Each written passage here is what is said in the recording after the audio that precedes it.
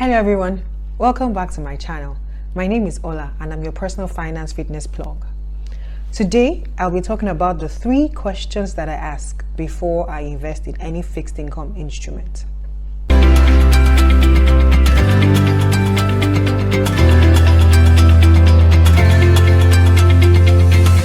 So you'll agree with me that it's actually very upsetting when you work and you gather your money together and then you invest and then you put your money in some form of investment, and then by the time your money is due back to you, they're telling stories, right? So the reason why I am doing this video is for you to actually understand how I think through my fixed income investing, right?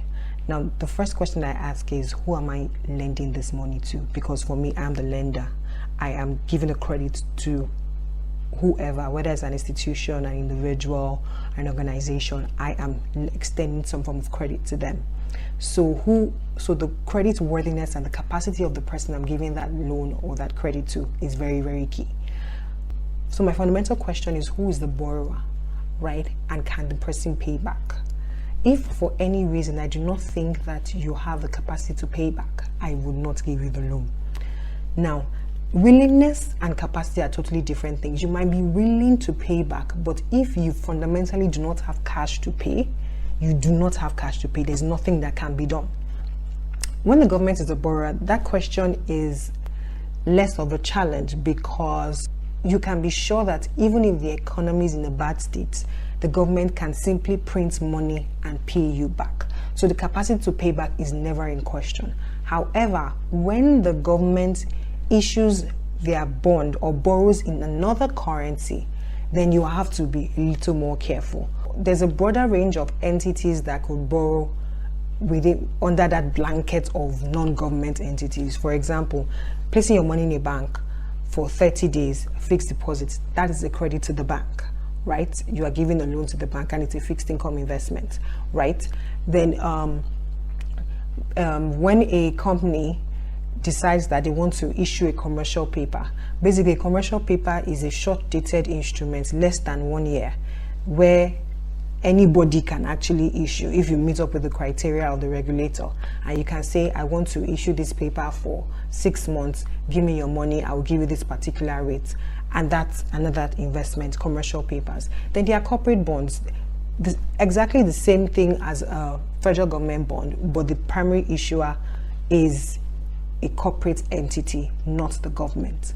So with those, the question of capacity to pay is actually more key, right? And then you now go further down the line where you now have loan sharks, right?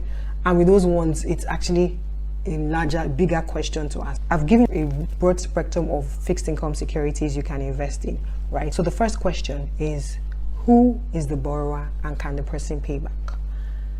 The next question I ask is, how long is this person borrowing this money for?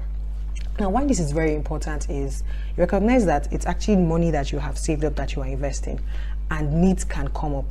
I find that sometimes people invest in a bond and say, oh, the yield was really high, the return was very high, but they don't realize that their money is going to be away from them for 7 years. And then 6 months down the line, they need that cash and they're asking, I need the cash, I invested in these securities, can I have my cash back? And they're like, no, you still have 6.5 years to go. That amount of time for which the borrower will be with your money is called the tenor of the transaction. So the tenor is very key, and the tenor is the differentiating factor between what we call a treasury bill and what we call a treasury bond, and what we call a commercial paper and a corporate bond. So basically, when it's a shorter dated paper, less than 1 year, it's either a treasury bill if it's the government that is borrowing, or it's a commercial paper if it's a corporate entity that is borrowing. And if it is longer than a year, then it's called a treasury bond. And if it's a corporate entity, then it will be a corporate bond. So I'm explaining the nomenclature. So does the timing or the tenor of this transaction work for me based on what I need to do and what I feel like I need to achieve? That's another question, because it can actually create a mess for you and your financial planning. Now, the third question is the return worth it? So I explained the spectrum from the government borrowing to a loan shark. Like there's a broad spectrum of who the borrowers can be. So you can move from the government to, say, a bank, to a blue chip company, then to a medium scale company, to a mom and pop shop, to a loan shark, right? So that's a broad spectrum of people you can invest in and say, I'm giving you a loan for 5 months, for 1 year, for 10 years, for 30 years, right? Now, I also explained that with the government, the likelihood of default, meaning the likelihood that they will not pay you back, is very slim. But then as you go down the spectrum to a blue chip company that has been established, that has grown, for it to be called a blue chip company, you've had a track record, you've had a history of growth, of performance, you're a stable company. Then you now go down to the mom and pop shop before you get to the loan sharks, right? So as we begin to question the capacity to pay back, right, the risk increases, right? So what that means is that the return that you should be getting on each of these investments should increase.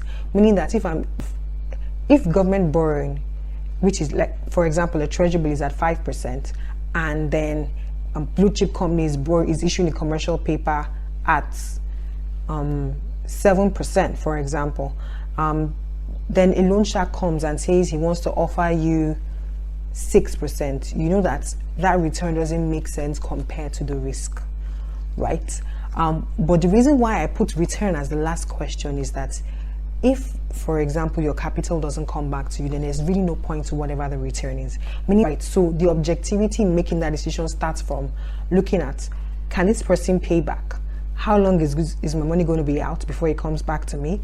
And then what is the return on this transaction? And that's how I analyze things. There are a lot of things that we have around us that we don't realize that should be analyzed in this context. For example, your agri investments, right?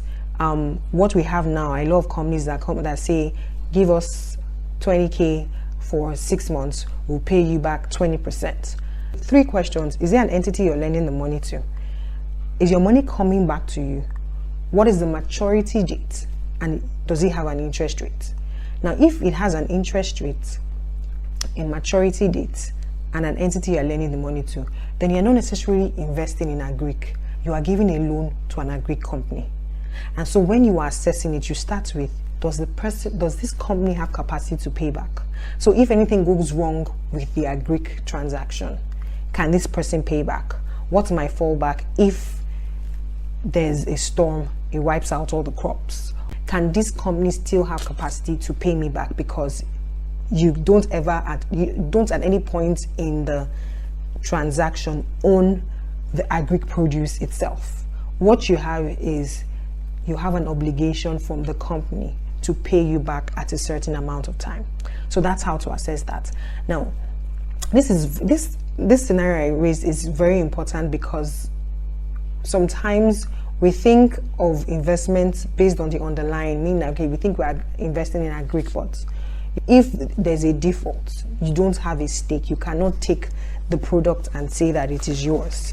So where do you find this investment? Like I said, the easiest way to keep abreast of the latest issuances is by signing up with that asset manager. They would send you emails when those offers are available.